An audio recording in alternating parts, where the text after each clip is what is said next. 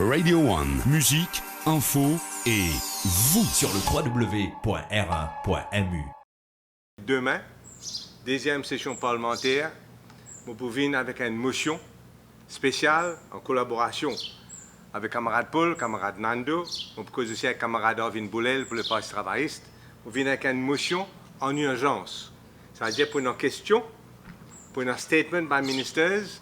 Après, on peut lever, on peut envoyer une notice au speaker, on peut lever, on peut dire au speaker qu'il y a une crise dans Maurice. Il y a une crise grave, il y a une crise qui possiblement peut aggraver et qui besoin évite aggravation de cette crise-là.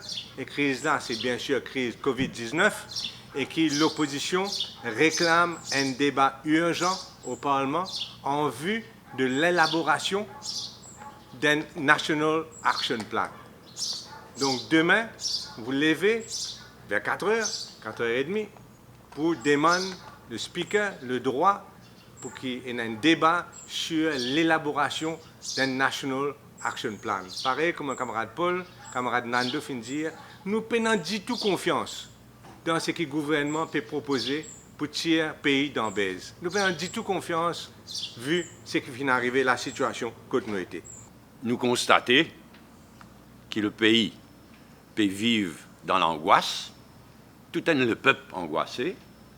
Nous constatons que le pays peut vivre dans l'angoisse, que le gouvernement complètement dépassé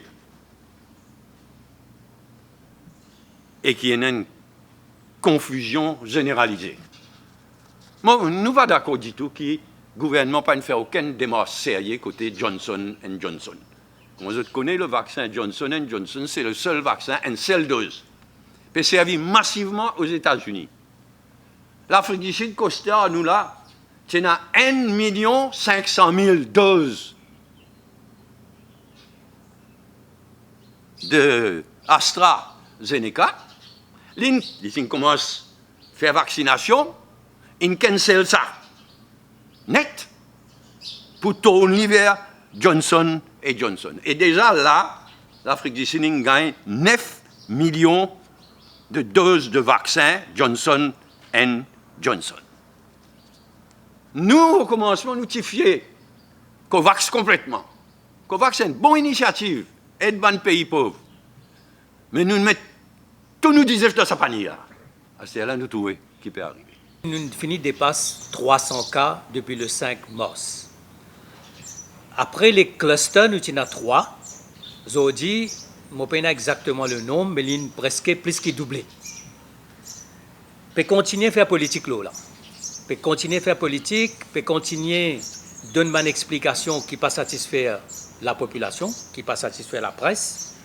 Et il y a une question qui me dit toujours, pose-moi la question, mais qui fait qu'une cause zone rouge, une cause liée en termes de circonscription 15, 16, 17.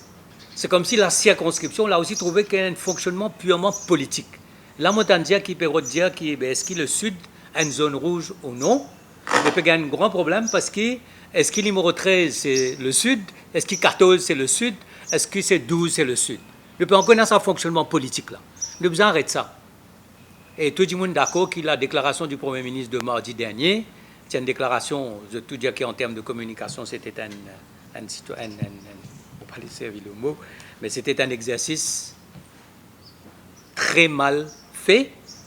Et une lettre qui, le Premier ministre venu, le ministre venu, donne-nous un renseignement, une explication claire pour qu'il nous connaisse qu'est-ce que la vie mauricienne peut être dans les jours qui peuvent venir. Radio One sur le www.r1.mu.